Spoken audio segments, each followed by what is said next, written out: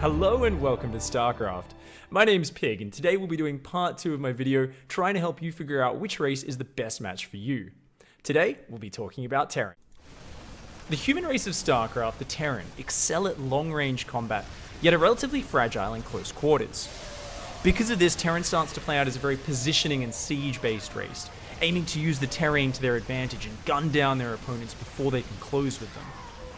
Yet even within Terran, there are two very distinct and different styles of play which you can choose from. And I'm going to walk you through both of them now. To start off, let's take a look at the very aggressive, bio-oriented style.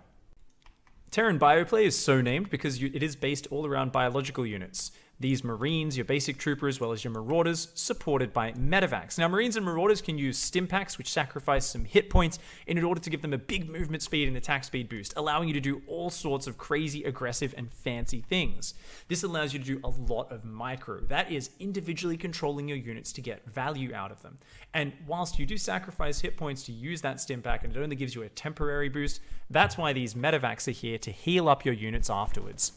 Let's watch this engagement. Let's pause just for a moment. We're gonna see these Banelings, this acid-filled explosive hand-to-hand unit from Zerg coming forward, and if they connect with the Marines, they're gonna do massive damage. But if you watch closely this area over here, we're gonna see Marines pull back at the last second, gunning down those Banelings and only losing a few Marines.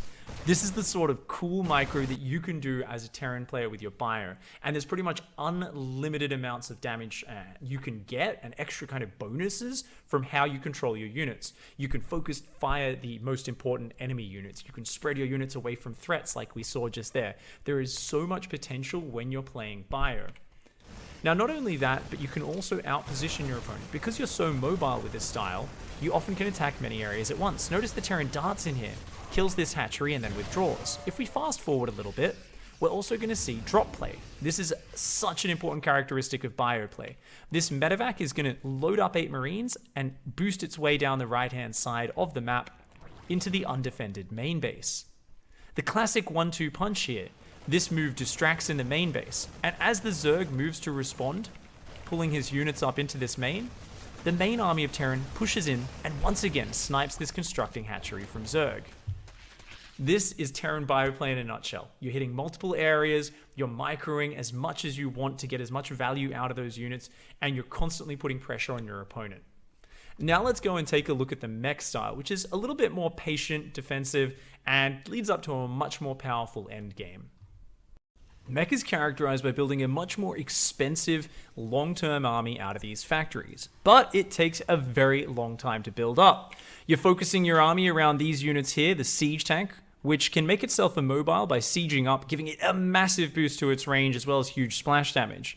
However, in the early term, you do not have a lot of units. You start out with small numbers and it's all about defending carefully. It's very much that classic RTS approach of let's build up walls, defend our bases, secure them with these long-range efficient units in perfect positions, and if we can withstand the early assault, then we'll be able to go to the later stages.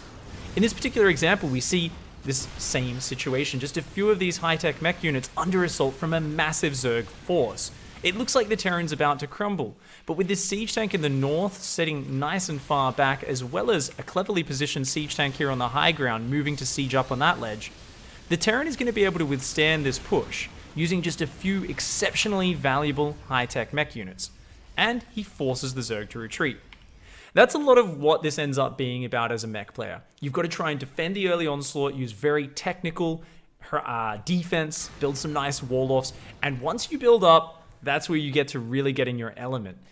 Not being as much of an aggressive, kind of micro-focused in-your-face style as the bio we saw before, mech pushes end up looking a lot like this. An endless spread of siege tanks going across multiple screens, so many of these important units, and no matter how hard your opponent tries to break it, they're just not going to be able to get through there. We see a huge Zerg army coming in from multiple angles, but there's just way too many siege tanks and they clean up everything.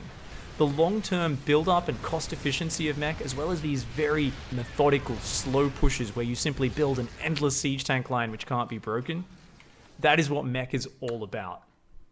So this is Terran, guys. Whether you choose to play the aggressive biological or the more defensive slow build up with mech, it's all about using these pushes which take advantage of the terrain on the map, take advantage of the positioning. You've got to place your units strategically around those areas, and whilst with bioplay you might do a lot more dropping, when it comes to the frontal pushes, it's still very much about how you use the terrain and the positioning to your advantage.